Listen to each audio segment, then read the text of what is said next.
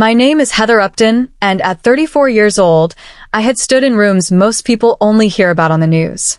None of them scared me the way my father's retirement party did. The ballroom glittered with crystal chandeliers and expensive smiles. 200 guests filled the room. Senators, executives, board members, and somewhere among them sat me. Table 11, the back corner, not listed in the program, not mentioned among Walter Upton's children. My brother Brett was there. My sister Paige was there. I was the daughter everyone pretended not to see. My father shook hands across the room like a king greeting his kingdom. He passed within 10 feet of me 3 times. Never looked my way. Not once. The strange thing was that it didn't even hurt anymore. After 20 years, neglect becomes familiar. Like background noise. Brett stopped by my table first. "Still playing soldier?" he asked. Same smile. Same joke. Same man. I smiled back. He spent 10 minutes talking about promotions, contracts, bonuses, and clients. Never once asked about my life. Never once asked what I'd been doing. Because in his mind, he already knew. Heather enlisted. Heather disappeared. Heather never became anything. That was the family story. And nobody ever questioned it. Not even me. Across the ballroom, Paige floated between guests. Perfect hair. Perfect smile. Perfect daughter. The one Walter loved showing off. The one whose accomplishments fit neatly into conversations. Unlike mine. I noticed Margaret Voss watching the room from the head table. Founder of Voss Hartley. One of the most powerful women in the industry. For half a second her eyes landed on me. Something flickered across her face. Recognition. Then it was gone. I thought nothing of it. I had become very good at thinking nothing of things. I had become very good at thinking nothing of things. The first time my father dismissed me, I was 17. The first time he told me I would embarrass the family. The first time I told him about West Point.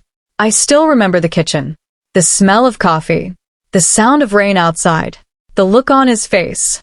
Like I had ruined something. Soldiers are people who run out of better options, Walter said. Pop was standing nearby. Sergeant First Class Raymond Upton. 22 years in uniform. 22 years of service. And Walter couldn't even look at him. That was the beginning. The beginning of 20 years spent proving myself to people who never intended to notice. Back at the party, dessert arrived. Conversations softened. The band stopped playing. Guests started moving toward the stage. Then something happened. I went looking for a quiet hallway.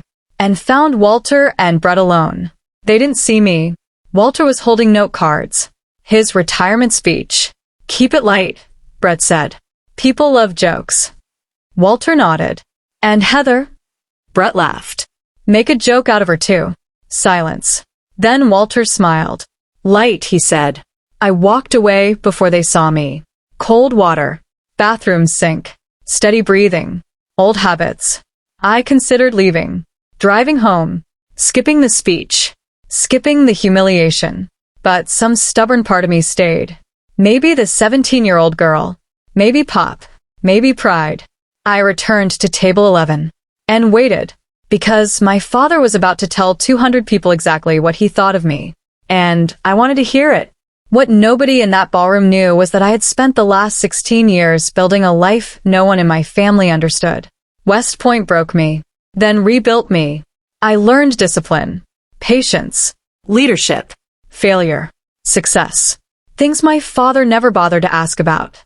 After graduation came military intelligence, then assignments, then deployments, then years spent in rooms where mistakes carried consequences measured in lives instead of dollars. I missed birthdays, Christmases, funerals, family reunions, not because I wanted to, because duty demanded it. And every year I drifted further from home. Brett filled the silence. Whenever relatives asked about me, he answered. Heather bounced around. Heather never settled.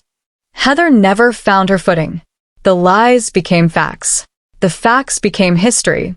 And eventually nobody questioned them, including Walter. 5 months before the retirement party, a government defense program nearly collapsed. A cyber breach. A disaster waiting to happen. Contracts worth billions. National security risks. Panic behind closed doors. Most people never heard about it. Most people never will. What they also won't hear is that my team stopped it. We found the breach, closed it, saved the project, saved the company, saved careers, including Walter's legacy. Margaret Voss knew that. She had sat across from me during emergency briefings. She knew my name. She knew my rank. She knew exactly who I was. My family didn't, and I never corrected them. That was my mistake. Pop used to tell me something. People can only respect the version of you they know exists. I understood that now. Too late. 3 years earlier, Pop died. Before he passed, he gave me his dog tags. I wore them everywhere, including tonight. The only person who ever believed in me. The only person who never asked me to become someone else. Back in the ballroom, Walter stepped toward the stage. Brett moved beside him. Paige adjusted her smile. The room quieted. Glasses lowered. Conversation stopped. Walter picked up the microphone. And I realized something. My father thought he knew exactly who I was. The problem was, he had never bothered to find out. Walter began with jokes, stories, achievements, applause. The audience loved him. He praised Brett, praised Paige, praised the company. Then he looked toward table 11, toward me, and smiled. Not kindly. The room followed his gaze. 200 faces, waiting. Not every child lives up to expectations, Walter said. Polite laughter. I stayed silent. Some people spend their lives pretending they're important. More laughter. Brett smiled. Paige smiled. Walter kept going. Then came the final line. The line he had practiced. The line Brett helped write. Heather, Walter said. If you're still here, maybe leave before you embarrass me. Silence. Complete silence. I stood slowly. Not angry. Not crying. Just tired. Very tired. Then another voice spoke. That's enough. The entire ballroom froze. Margaret Voss was standing, the most powerful woman in the room.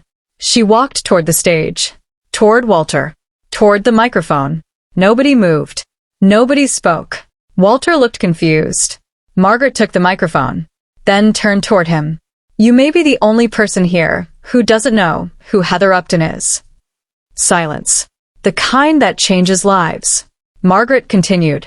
She described the spring crisis, the government project, the cyber attack, the emergency response, the team leader who prevented disaster, the officer responsible. Then she looked directly at me. Major Heather Upton.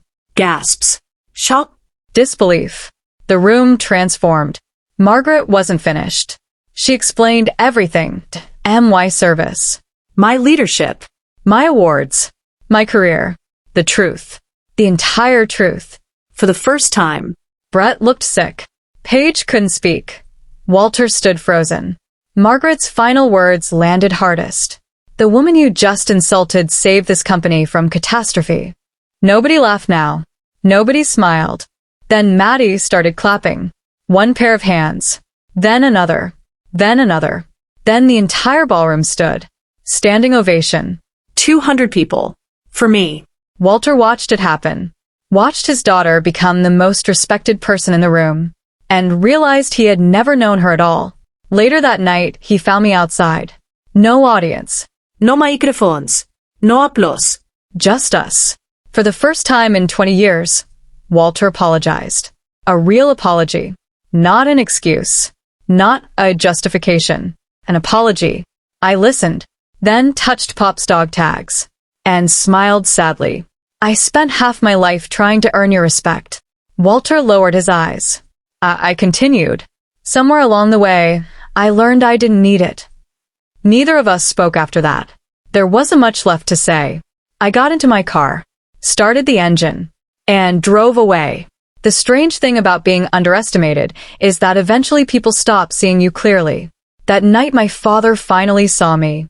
The difference was, I no longer needed him to.